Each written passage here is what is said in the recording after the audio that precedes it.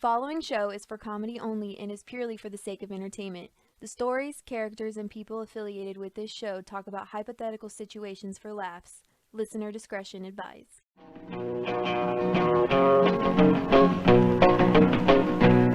San Quentin, what good do you think you do? Do you think I'll be different when you're through? You bend my heart and mind and you warp my soul. Your stone walls turn my blood a little cold. San Quentin, may you rot and burn in hell. Hey y'all, it's Flint. I know I haven't been on this show for a while and I haven't put out a lot of content on the show, but to be honest with you, sometimes if you do a little, if you do a lot of serious shows back to back to back to back over and over, just serious content over and over and over, you kind of get a little burnt out. I was getting a little burnt out. I'll try to be better on putting out some more criminal justice related interviews. But I had a nice break. I just joined another show, the Libertarian Friendship Simulator. If you hear, if you get past this message and you get to the actual show, you hear me take a shot at them. But I love those guys, good guys. Make sure you check us out if you're not afraid of a little raunchy humor, a little playful gamer word action, if you catch my drift. But no, I'm getting back into it with a friend of that show, actually. It goes by the name of Toothie. Really good guy. Just got out of Rikers. He's going to let us know what the situation is. And so really interesting, really thought-provoking. And I hope you guys enjoy it. So, thanks. All right, you fucking asshole. Yeah. I get it. Nah, so you just got out of Rikers, right? Yeah, pretty much. Yeah, I mean, so what happened, dude? Like, what? I mean, I hear you on this fucking show. What is it? What's that fucking show? Libertarian Friendship Simulator. I've never heard of them. And then you sound like you're doing good. Then that happened. Yeah, I guess it's how life is, though. It's like the better off you try to be. You ever see that meme that says, the devil always pulls you in? Yeah. Something I don't know. How and why? Or what, like there's so many different things to that. I guess the dynamics, I think what really is kind of crazy is just the constant ongoing harassment that can kind of come or stem from antagonizing or like kind of standing your ground. I mean, I think that when you start to get involved and in like opposing position, or you sort of just stand up, or you get sick of like the amount of harassment by police, it kind of just tends to lead to more, you don't really get to have like a very vocal position, and you can't necessarily like outwardly or publicly voice your disdain or have like anger towards, like, I guess, your treatment without that perpetuating or generating more. I think the whole point of that position, like the cop's position, and even potentially CO's positions or probation officers' positions, is to oppress, for the most part. I understand that, like, there's like a necessity for some sort of monitoring or supervision on disputes or whatever else that happens in society, but I think that there's really no way to mitigate the amount of abuse or the dereliction in these kinds of systems. And so it goes awry, man. I mean, it would be something that probably needs to be like mainline, like kept together, or like I guess given relief, but there isn't really sort of a system in it for that. And I think that's by design. So, just you see it really simply where if a person gets involved with some shit, like, or they start to get involved in these systems, or they start to have like more contact with police, it just perpetuates further and further, or you become familiar, or they're less likely to give a warning, or just like a citation, or what I mean, like it just becomes further and further. Yeah, and it's obviously broken window theory, that exactly. if you let the small shit go, then the big shit will happen later. And so it's kind of like what's that phrase, self-licking ice cream cone, where it's just like it's just you start the cycle, but the cycle was going to happen. It was inevitable, chicken or the egg, you know? Yeah, I guess, like I don't It's fully just subscribe to escalating that. itself. Yeah, but I guess more or less I'm just saying is that, like, these people too, like, they like to have targets. You know what I mean? They like to have like something to, I think, justify their purpose or their jobs or their position. And Yeah. sometimes they have to make fetch of that, or sometimes they want to um villainize people more than the other. And I think that, like, you just see it in all aspects of things. And I don't think that like whether it's a human in this line of employment or the other, so it just keeps going on. So as far as myself, like, I don't really do things illegally. You know what I mean? Like, I didn't like leave a life of selling drugs or something like this and finally make it legit. Like, I've always been able to sort of like um profit and make business off of my own talents and Yeah. skill sets, and like my own labor or whatever. But I mean, all that aside, Rikers is pretty crazy, man. Rikers is pretty crazy as far Yeah. as just the amount of activity in it. Like, I don't think that people hear about the level of violence, or like, we talked about, just a dereliction of jobs and such. And people that are employed, the COs that are in Rikers are like, they're stressed themselves. Like, they're at like a 70% shortage of staff. There's a lot of infighting between people there. I think that there's a constant, like, like morale issue. I think that nobody really wants to be there, period, no matter how much you think the job is worth it, or whatever the benefits or the retirement kind of stuff that's going on there. So just the overall attitude from the employees is really shit, and it's a symptom that's probably caused by the problems that are going on in the jails themselves. And when de Blasio walked through, they did things like where they try to clean it up, like they isolated certain areas and they cleaned up a bunch of things just for like the specific walkthrough.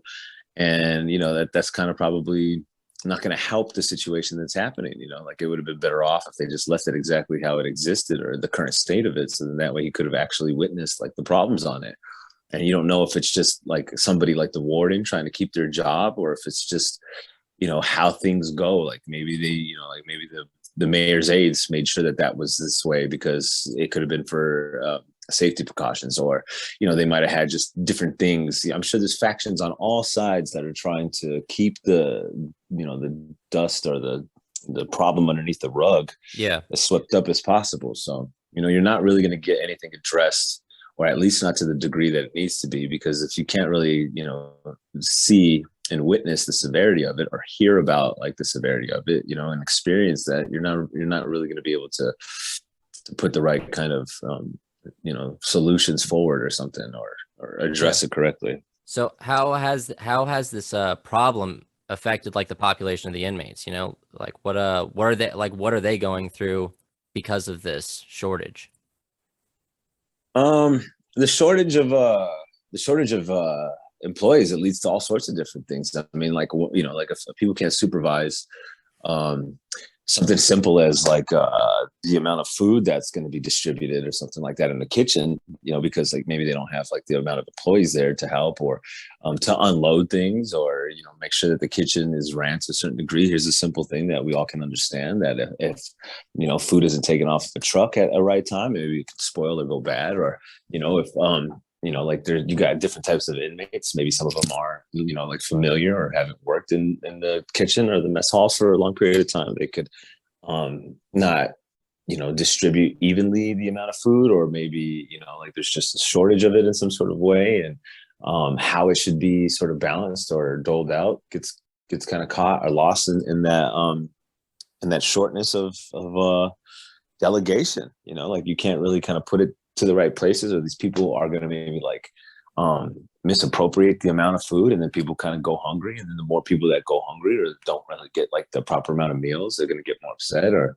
it causes like ongoing stress and tension throughout everything else. So it could be something as simple as that, or it could be maybe there's no COs in the dorms, or like what's called the houses. And in that way, like, if you don't have like a guard like in person in the dorm itself, then you have like a lot more room and liability for assaults, or like whatever really to sort of happen in without an eye or any safety sort of being given or done, because it's a mixed bag of people who are in these places. There's not like any sort of separation necessarily for the severities or the differences of types of crimes, or even the length of period the person is going to stay there. So that can add to a different dynamic. Sometimes that adds to like a social dynamic where people have different types of conflict, or the severity of conflict, or how the conflict is actually panning out. And then, it kind of becomes ran by the inmates, because I think a natural order, or a natural sort of like pecking order or ecosystem of how things can go smoothly, it kind of like tends to lean itself on those who are willing to sort of take charge, or who have some sort of interest into that. And it could go for any number of things, man. It could go for people who are trying to sell drugs. It could go for people who are trying to dominate in whatever sort of gang wars that are happening at the time, or if there's any other larger conflicts. It could even be just done for practicality of safety and organizing a defense against something like that. It could go for any number of dynamics that happen when you have a variety of tangible things, like people being stressed out from the types of charges, or from being incarcerated, period. It could be from the stresses of not being able to communicate to your family because maybe the phones aren't working, or you don't have some sort of ability to get like your number to call out, or people aren't always available at the times you're trying to call them, or maybe other people are threatening violence or committing violence to take your phone time or something like that. Or it could be something that you're sitting in the same house and you're witnessing this, and so it adds stress to whether you feel defensive or that can happen to you. So there's all these dynamics that are really simple, but it's also very fragile, because of the simplicity of it. When people start to stress, being locked in that fucking cage, man, all that time, that'll drive anyone fucking crazy, man. Being isolated like that. This is like these fucking 40 people or so, or like fucking 50 or 60. I'm just locked in this fucking cage in here. Like all this time, I'm forced to be around these people, with no chance of escape. That would drive me insane. That would drive anyone insane.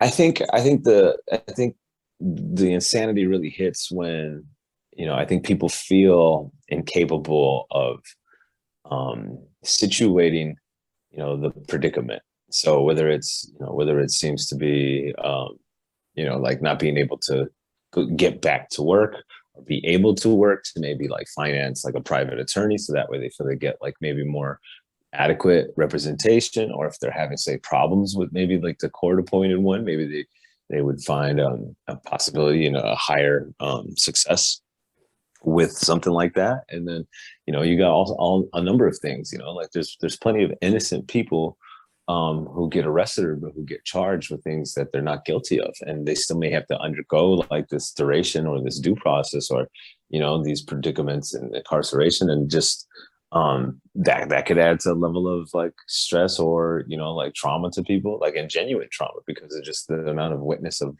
violence, or just the dereliction of the system itself, whether you're seeing people not be fed, and that could stress you out, or there's people in there who are crying for their insulin, and who other people we've seen have seizures and die in front of you. There's other people trying to commit suicide and escape. There's other people who are like stabbing each other in the necks and slashing each other in the face endlessly, and others getting jumped in their sleep. So whether whether you're affected by one of any of those things, or all of those things, like they're happening daily at like a high volume.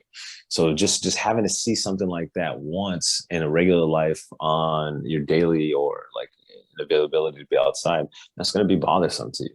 But then if you have it happening at like a volume where it's like in the dozens, just in your vicinity, in your room alone, that's going to compound, and that's going to affect your ability to concentrate or focus or have clarity, and be operable. Like that's going to have a disorientation on how you even function for most people, and it's going to be very rare that a person is going to be able to sort of maintain the mental clarity or the functionality as a human being, period, and still like either balance the dynamics of their case, or whatever else, like even comfort their family, or to be able to stay sane. And so that does drive a lot of people into these emotional fits, or these like mental breakdowns, or like a mental snap, so you see that tension really sort of rise. And when you're witnessing a place that's the world's largest detention center be overcrowded, and you're seeing the understaffing, and it's like beyond an obviousness, and it's beyond a visibility. Like you walk in and you're seeing these bullpens,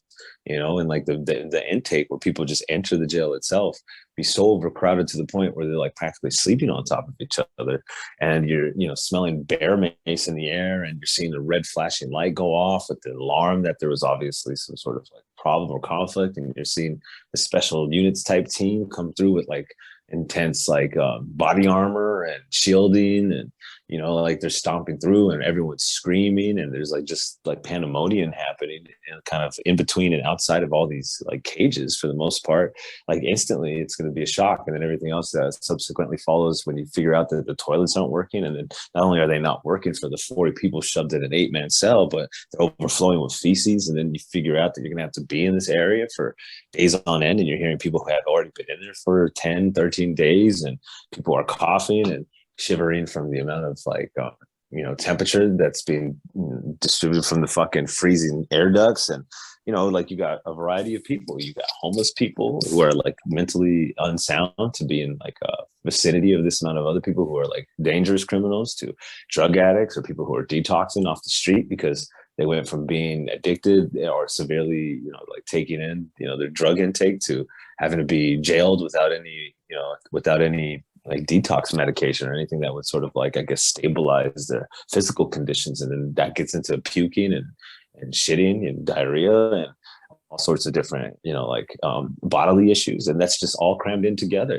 So it's like you got some guy who may have been, busted for 100 kilos or some shit like this, 100 grams of something, blah, blah, blah. And, he's stressed and he's like, unsound and like at like a high pressure, situation, and mixed in with all this other craziness that's happening. Like it's going to be just a constant clash. It's going to be just fireworks. It's explosions left to right. You're literally putting landmines, shoving them into like a small trunk where they don't fit.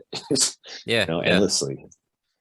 And so it's like it's a crazy crisis, man. Like it, like obviously if how's the medical situation over there? Like I know that like how's the nursing staff, the doctors that are there on staff? Well, like the triage and the nurses staff and stuff on there, they basically like some of them don't want to go in either. Some of them went from being able to make daily visits or regular visits into the dormitories and the houses or whatever. And we're talking like I think it's something like a 5,000 or so. Like maybe like a 6,000 populace is in Rikers, and you have it by the thousands overcrowded. They were going to these places, but the hallways aren't safe anymore. Like the inmates overran all the hallways. Like no COs are really like able to control or to organize the hallways into any sort of safety. They run, inmates run by the 20s, by the 30s.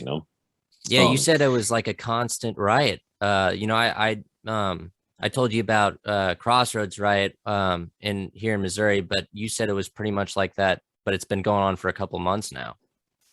I think several months now. So it's like, when you hear about like the riot you explained, how long did that last? Oh hell, I think that was a couple weeks to maybe like close to a month, but I think it was a couple weeks. Right. And so maybe the population was a little less, or you know what I mean? Like it was intense. But what you see in these kinds of things is that it's not like the entire detention center, but this place is like overran top to bottom, left to right, every floor. And like there's like a huge there's like huge gang wars happening right now in New York specifically too, and then like there's just this really weird kind of, I think, cycle that's happening even through the legal systems in New York, where they're, releasing people on small bails, or they're just giving people their own reconnaissance. And just because they know that they're so overcrowded, they can't do anything. So it's like the city is quietly in the shadows falling into despair, and then, in these detention centers that they have, all the different jails and such they have, it's like crumbling from the inside out, They and take like, all these guys and they stuff them in the Shark Tank. Right. And then like a lot of them, like, that's why you're seeing a rise in suicide rates and attempts and suicides themselves, because it's just so crazy and it's so intense that, like, I think for some people, like that kind of stress and that insanity, it makes them snap to the point where they have, maybe they feel they have no other option, like within like I think a week of me being there, there was a guy who jumped out of a 3-4 story window into the East River and swam and escaped. There was another group of people who like jumped into a bus and crashed a bus with even COs and other inmates on the bus trying to escape as well. And those are like beyond desperate measures, and it's Yeah. happening like consistently. Like while I was there, I saw 3 people die. Um, I saw endless amounts of suicide attempts, people hanging themselves, people threatening to hang themselves just to be able to get out of situations, myself, I was put into a standing cell, which is a place that shouldn't have somebody legally in it, in one of these cells for over 8 hours. And I was put in it for 4 days. I wasn't given regular meals and had to shit in a bag twice, was having to urinate into like a soda bottle, like a 1 liter soda bottle, and kind of like, ask different inmates, who may have been chance passing by to like empty it out for me so I could continue to like use it or whatever else. And, it's just the medical treatment between that. Like I even got into it with some people and, like they weren't taking me to a medical facility. And it's like, you don't necessarily even know like what you're being put into. And there's constant violence happening everywhere because, you don't know if they're just beating people up for entering their house because they don't want to be put on the 14-day, like the 2-week quarantine lockdown. And I mean, when I was there, the whole jail was, I guess, cycled onto lockdown for like about 2 weeks where they weren't letting people out and they weren't giving them permission, even if their court dates or their time should have been expired or they should have had a release. Like they were keeping people past the release dates or past the time that they were supposed to be released just because of this alleged quarantine, and which is illegal. It's illegal. So when you hear that's happening and you're already sick of this environment and to the severity that's happening there, and then you're being kept past your release date, and it's like an illegal situation. Yeah, people are freaking out, and it's an endless freak out, and it's like, by the thousands, and with like no COs in the houses and no COs in the hallways, and medical staff was afraid to even exit the place. I think medical staff even stopped coming to a point. It was like I think like the doctors and like some nurses didn't come for like a week because they were just like too terrified. I mean, there's COs that are just quitting because it's like not worth what they feel, like their life is valued or the retirement that they could kind of gain because it's just too dangerous. There's just too much violence. And it's like, it is very, very much like violence on violence, like every single day, practically every single minute. And, like there's people who you would assume to be some of the most dangerous or some of the most violent, and you can visibly see like the stress in their faces. Like it didn't matter how many numbers they had or how safe they felt, like they were just stressed, man. That's like the kind of environment it is. It's just, it is a national emergency. It is like a huge crisis. Like it's a state of emergency. Like the places need to be shut down. But I think that New York's running into a huge dilemma where they're having this humanitarian crisis literally falling apart in front of everybody.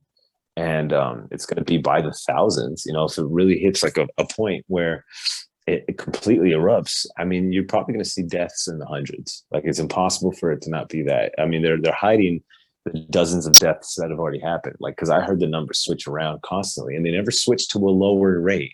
They were only rising, But then when I got out, I heard it, being reported at a lower rate. And then I know that they were doing some things where people were being, like people may have like possibly died and they were put into just like vehicles to, what was alleged to be taken to medical facilities or to different like locations. Maybe they were supposedly to be transported to a different, detention center, different jail or something like that. And then, supposedly somebody died on the bus. And so it's like, I think they're able to like maybe skew numbers or change things around by like where the locations they supposedly are or where they die, or where they develop these conditions. And it's like the jail's already like, there's talks all throughout it between the COs of like the types of insurance that's already being ready to be, like expended, or, the class action lawsuits they expect to have. And so it's like, they're not doing any maintenance or any upkeep. And so you're seeing like the craziness where, the second intake in Rikers where I was, it had like, I think like 30 cells were overflowed with feces and like standing, pools of water and feces, like just toilet feces, toilet water flooded out areas, and it's just standing there. So it's like, you can get dysentery just from like being in that, but it's a mixture. There's wildness, like there's a lot of people who are doing extreme measures to try to escape like these kinds of conditions, or to be transferred into different like areas throughout the jail, just because they're being so neglected. Like I was like I said, like I was in standing cell for 4 days. I was in the second intake for like something like 12, 13 days or something. I was in a middle cell that didn't have a toilet for 2 days, and a different one.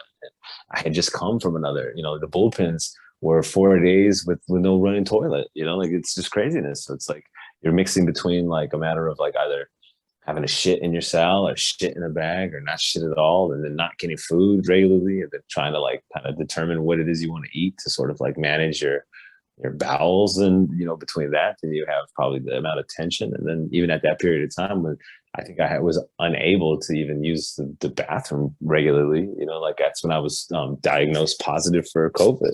And I definitely think that I got sick, and like the amount of like severity that was for the first couple of days, or like the intensity of that, it was pretty bad. Like I was definitely sick, and like they try to move me around a couple of times just to like worse cells and worse conditions, and it's hard to tell if they're just doing it because they would maybe rather have you die of a COVID cause or of a sickness, rather than like some sort of violent altercation, or if maybe it was that because it's just like the strangeness and attention that comes at different times. You don't know if they're like minding you simply to like move you to places with hopes that you're going to fall into a condition that wouldn't either be on their watch or by a different cause or whatever else. Yeah, so you think they're trying to cull the herd.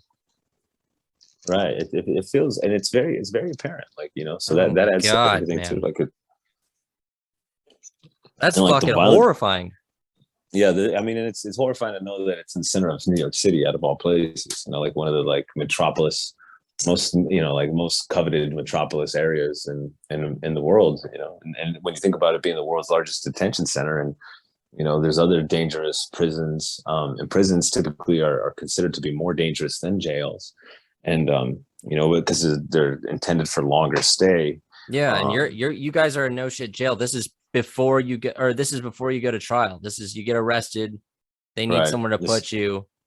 Right. Like, and you could be innocent, you could be guilty, you haven't been to trial yet. Yeah, you haven't been to trial, you haven't been sentenced yet. There hasn't been a determination on your guilt, whether you're not guilty or guilty. So a lot of these places, typically jails aren't, like the most dangerous kinds of places. It's the prisons that become a little bit more dangerous, or they're more intense because people have already been sentenced and they're enduring their punishments or something like this. But, Rikers has always been notorious for being a violent place, and more violent than anywhere else in America, as far as the jail is concerned.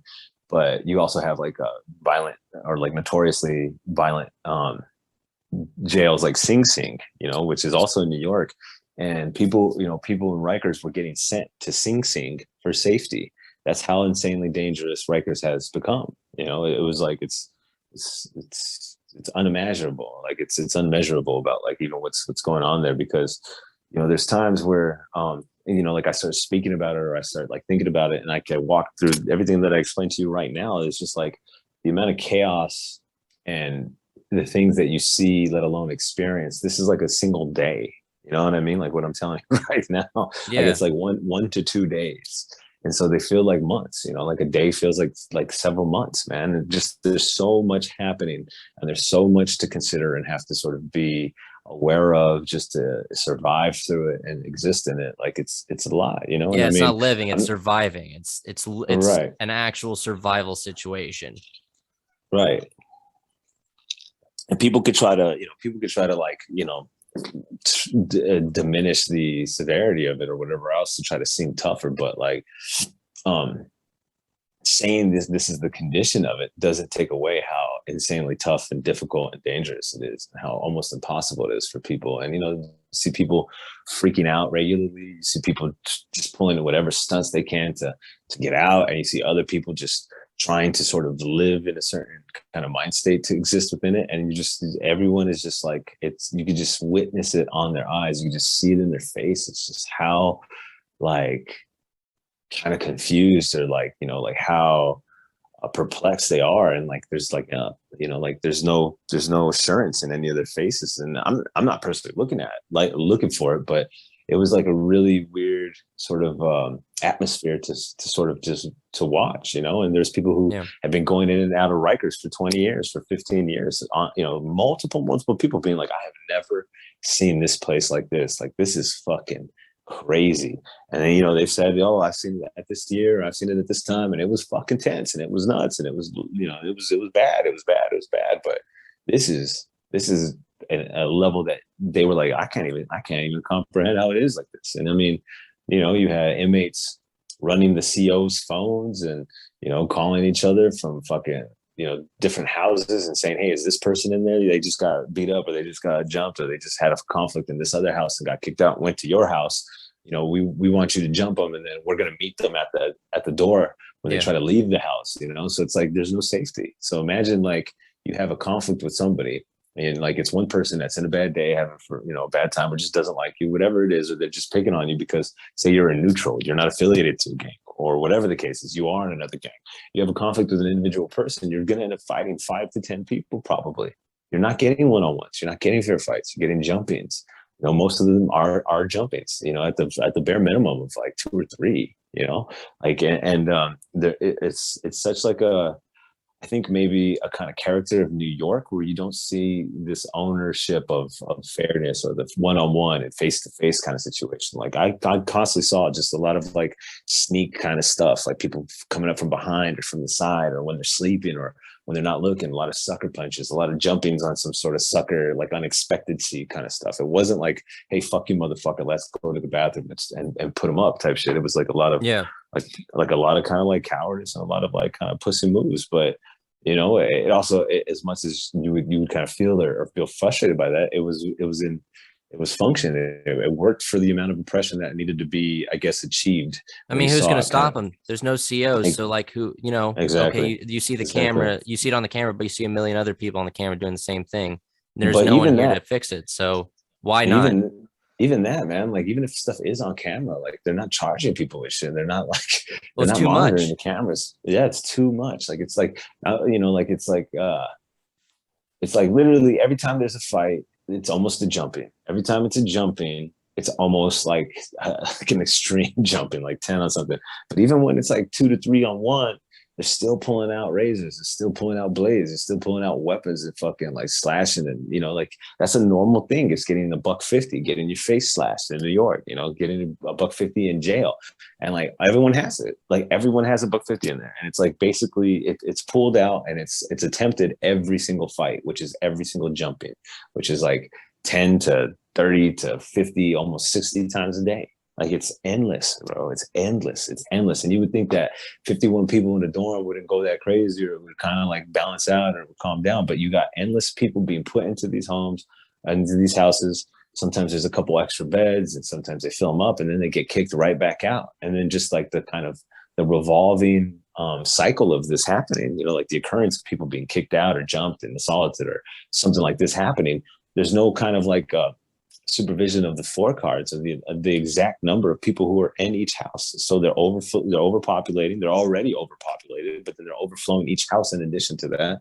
And then they really can't keep track or monitor the amount of people who just got kicked out or who were like in there for however long they were. So you even got people who are like sneaking in and living and staying in different houses when their floor cards, which is like their identification, are in different places. And that's the way that they could kind of like continually get away or commit things. So you got a total absence, a complete, you know, failure of supervision or safety to the actual inmates themselves, which permits like a basically inmate ran kind of facility. And it's like ran by violence and complete like complete like insanity, you know, like it's just it doesn't have like a full structure. But the closest it gets to looking kind of organized and being slightly operable is when it's like kind of ruled by violence, and like it's a high number. And you know, you're having 20 on 20 gang fights in the hallways 2, 3, 4 times a day, you know, 20 fucking brawls 4 times a day in the hallways, you know what I mean, in addition to the shit that's happening in the homes. And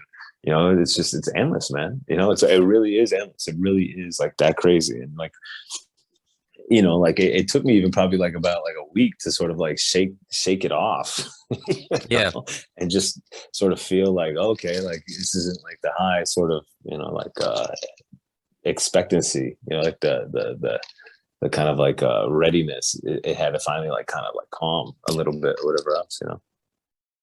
I can't even fucking imagine, dude. I mean, fuck that the whole fucking place is ran by fucking gang violence, and it just sounds like it feels like regardless of your crime, you have to fucking join because there's either be preyed upon or fucking hunt. You know, that's honestly how it sounds like.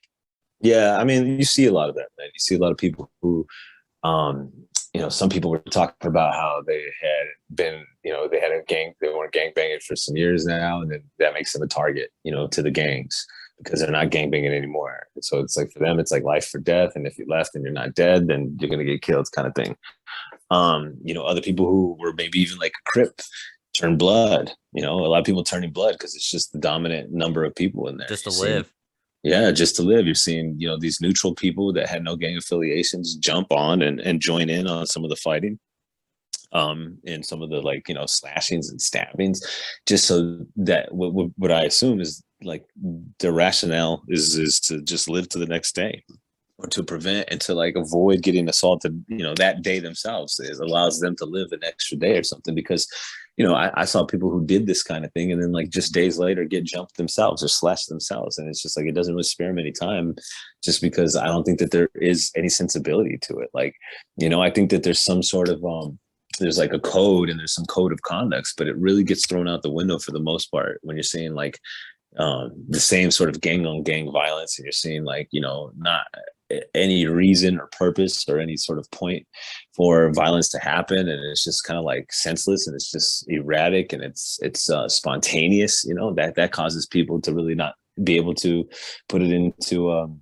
practicality or to operate because there's no rhyme or reason for some stuff, and it's causing other people to act even crazier. It's like it's driving everybody mad, man. So it's really hard to either just try to keep your head down and stay sane, or it would be really difficult. I watched multiple people break. I saw multiple people sort of lose themselves or to have like these moments of panic and these moments of like really severe fear or doing things that that it just doesn't seem sane. It doesn't seem right. So there's a lot of stuff like that that's happening, and I can sympathize with them to how and why, and I really empathize with when. Like I get it, man. And it's like sad to see. Sad to sort of like to witness, but at what point does like the pot boil over though? Like at what point does the country have to look at it and go, oh fuck, like something? I mean, like at what point does the government get involved? The government was getting involved to the point where like there was emergency executive orders issued during the time that I was even there, where they let hundreds, almost thousands go. They just emergency released them. And I mean, like there was days, like where I was stuck in certain cells just simply because they were letting hundreds of people out during that day, and they just don't know what to do. So they were just releasing people to try to like slow down, the boil, but it's already been boiling. You have the mayor doing walkthroughs. You had, I think almost every senator in New York did walkthroughs through it.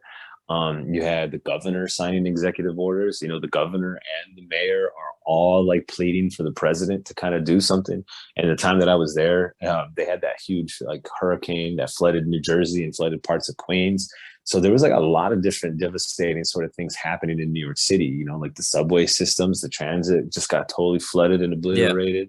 Yeah. It was just really like a month back to somewhat normal opening for like the businesses. Like I think they were still demanding like vaccine cards and stuff like that, proof of vaccination for some of the businesses. And just there was a tension in New York City anyways, like walking the streets, seeing people like already sort of absent and staring at each other in a weird way, which isn't really kind of normal for New York City because everybody kind of minds their business and just does what they want. But seeing people kind of like looking to each other to see if there's like a relation to it, that was sort of strange. It was New York like I'd never seen it. And, it definitely permeates through the actual like jail systems, and I think that when you've seen so many people escape and there's just endless amounts of phone calls and panic on the phone, you just overheard like endless like stress and just problems. And, like you were hearing constant amounts of complaints and just like weird sorrow kind of happening. Like I think the boiling point has already hit. Like I think that I actually was there kind of like at the the top when it started really boiling over. And I think at this point,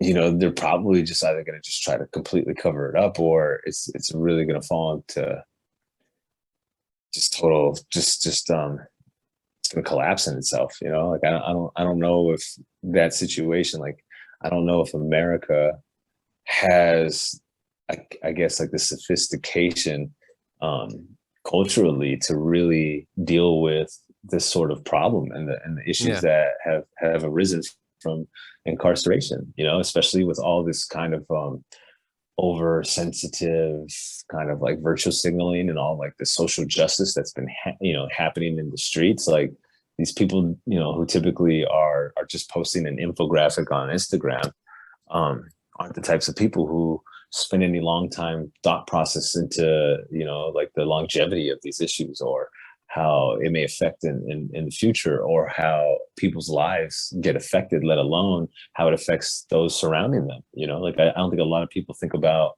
what the like what the punishment can do and affect a person, or how like the recidivism actually how that takes place into people's lives, or how to even like actually operate or continue with society. And I think a lot of them are like very segregated in their mind about how they think the world should work, because they just base it off of like what makes them feel comfortable at the moment online, or on social media. So like we have a high symptom of the people who get their information from these talking heads, or from a TV, or from social media, or something like that. They don't actually have to like experience or have conversations with anybody in real life that may have undergone or have family that goes through this stuff in such a degree where they have to contemplate the long-term effects, or the long-term effects that it has even on a society. If it's just a matter of put them in a place where you don't have to see them and we don't have to think about them because they're out of sight, or I'm just going to only deal with the things that make me feel comfortable, and I don't like this stuff, and you're only trying to make yourself feel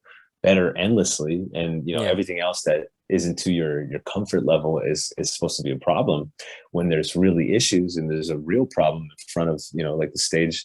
And I don't think that these people are really kind of prepared to deal with that. And I think that could potentially be the engineering of it, is that like, you might want to make a society soft and like overly, like comforted and coddled in that way, to where, an issue like this, it could make a nation collapse, man. It could really make a nation collapse, like whether it's by design or it's just a way of control, and it's subverting a people, a nation, understanding, and an educated class of people, like, and if they just don't have any ability to do like a process or contemplation on these complex problems or huge issues that your country is dealing with, then they're not going to be able to like understand what is a solution. They're just going to want to remove themselves from it. And I think that's where you have probably a large faction or a governmental sort of issue that's going to be really terrible for a population at whole. Like that's where you see things in like a socialist or like a communist way.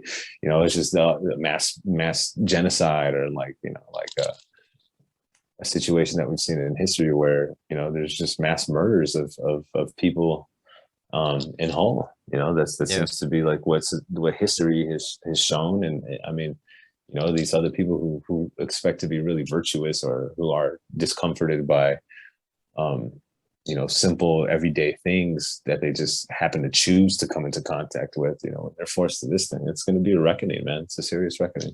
You said you spent a couple months there. How do you feel getting out now? Like, what are you like feeling okay now? Like you're getting back into the swing of things? I think that, like my ability to have endurance of these situations is a lot different than what I would see other people. Like me personally, I don't think that like I've had a really crazy life. I've had a very turbulent life, and I've had a lot of like intense situations happen. I've had a lot of unique things kind of be sophisticated in ways that are just endlessly complicated. And I think that's prepared me for dealing with like difficult roads. Like I don't necessarily lose my direction just because the path types spins or twists and turns kind of deal. Like I have a direction in myself that I feel guides my purpose, and I definitely I feel centered in like who I am, and like I know who that is, and I think that's what kind of helps me kind of survive through these things. You know what I mean? And not lose myself, not lose my character, not lose my sanity, not lose my emotional balance. And it's not easy and it's really difficult. And I think that like whether it's in the moment of enduring it and dealing with it, or it's beforehand or after. Okay. It's never a simple thing. It's never an easy thing. And there's not just like a kind of quick answer to that. And as far as like how do I feel about like life in general, like like at this point I feel worried because I have children, and having children, you have concern for them and their future and their ability to live and exist, and like you want to do everything you can as a caring father to provide the best life that you can, or add security to their world and environment, and those are things that you considered, and it's hard to not think about it a little bleak, and it's hard to not be um you know, stressed about it, I guess. I think that it's hard to, like I think it's involved in caring father to sort of like know that they're going to have to handle their life in their own adult independence and like these Yeah. things where you can only protect them for so long and there's nothing that you can truly do, and that like you don't want to prevent them from being capable of survival themselves, and so they're going to have their own circumstances too. But as you think about these things, and as I think it's part of your instinct to like be concerned with these factors, it does add like a very doom and gloom kind of like aspect to I think your perspective. But there's a lot of people who I find joy in, and I like really find a lot of I think pleasure in my own life, like giving other people like that kind of happiness and inspiration or joy. And I think dealing with such like difficult circumstances and situations, like it had built a certain set of strength that I have. And I think that allows me to sort of stay, I think, calm and provide a patience, and that kind of helps other people. And I think just having that engagement with people at the same time, and maybe like a level of tolerance, even like that kind of like I think allows me to readjust and to try to figure out the next steps. But I don't think that I am like a regular sort of circumstance or a regular person in that way. Like I'm not trying to pat myself on the back, but I definitely have like a level of resilience that came from a lifelong, like a troubled, life for the most part. Like, I mean, hell, man, if any guy who doesn't get institutionalized, that's a triumph. That's a triumph in itself. right. Yeah. And especially like in these crazy kind of conditions, like it's just impossible to sort of like not feel fucked with or fucked up by it or something like that. It's really impossible to not come off of that and like really feel bothered. You know what I mean? You're seeing people be severely traumatized to the point of suicide, and others to the point of murder and killing. It's a daily thing. So, Or even like such as minor as like the way you eat your food, or like the place you sit in a place, or how yeah, you hold everything. How you sleep, how long you sleep, how much you speak, what you do, how when you you use the use the bathroom restroom, if you sometimes. Yeah. shower, exact. And it's like it's as simple as that. And people really think that like, I think the thing that allows a lot of people to sort of like wipe their conscience or their concern away from it is that they go, oh, good, well, don't do those kinds of things. But because they haven't really sort of like heard the stories and they haven't really been as close to it as maybe others have, Yeah. like there's a lot of people in there that can be wrongly charged or just get swept into the system because it's easy, and it's way easier than they believe, and things that some would consider to be impossible or not something that is even like an imaginable thing, a situation happening. It happens not only all the time, but it's like a big portion of the system itself. Yeah. Yeah. Well, how long do you think it's going to take? No, you know what? I'm gonna rephrase that. Do you think that they're gonna try to take back control of Rikers? I think that they're going to shut it down. I think that there was already a plan to shut it down within like 5 years. I think the feds came in to see if it would be a facility that they can kind of take over. But Yeah. they said it was too fucked up and it wasn't going to work. And then like I heard that not the too guy long who ago. I think that was like 2018. I heard a story on this website, like Corrections One, is where correctional officers get their news. And they said they were talking about what, 2018. and they're still talking about it?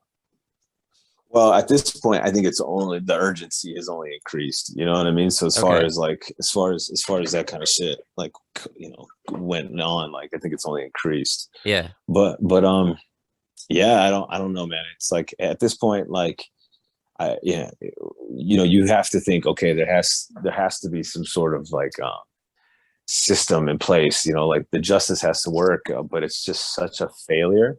And it's like, it's so drastic and it's such an emergency of life or death that, like, I think honestly, the only option it really truly has is just to close it completely, you know? And I think that's going to open up a different sort of black hole. But at this point, what exists and is in place right now, it's the same exact thing, The hell. you know? And if you try to just prolong, you know, the inevitable, it doesn't prevent you from it. It just takes you a little longer to get there. So, you know, like I don't think that just continuing this way is of any help or it's going to benefit anybody. Period. Fuck. Well, I really appreciate you having this conversation with me, man. Is there anything else you wanna say about the issue? No, not really. Aside from just that, like, you know, I think that people, when they hear these things, they think of how like grave it is and how like urgent it is for this to be shut down. It's not an issue that ends with the urgency or the closure of this specific place. Yeah. I think that the consideration and the way that we evaluate or the necessity we feel is for detention centers and imprisonment itself. It's not something that functions. It's not something that is helpful or useful for society. It's not a solution. It's not anything that's conducive to society or culture or rehabilitation to anybody. And so it's like it's basically, you know, even if like this amount of the way that we check and balance, you know, what laws and legislature exists and the severity or the degrees of a person's, you know, crime or their offense to society. That's one stage. That's one set of something that is definitely, I think, you know, like needed, but imprisonment itself, I think, is a horrid concept, and it's never really worked, and it's completely barbaric, and it just there's no part of it that's virtuous or that's just, and there's no part of it that is like really functional. And it's like evil as it gets, man, you know. And It doesn't matter if people go into it for an altruistic purpose or they think that there is a level of good that needs to be done in something that's super evil, like putting an ice cube, you know, in a pit of fire isn't going to help. You know, it's not going to change or it's not going to affect anything. And just the existence of incarceration or detention centers, you know, it's just it's evil. It's sick. And it's sick and twisted. Right. It's never going to be an okay thing, and it's never going to be worked itself into something that is okay.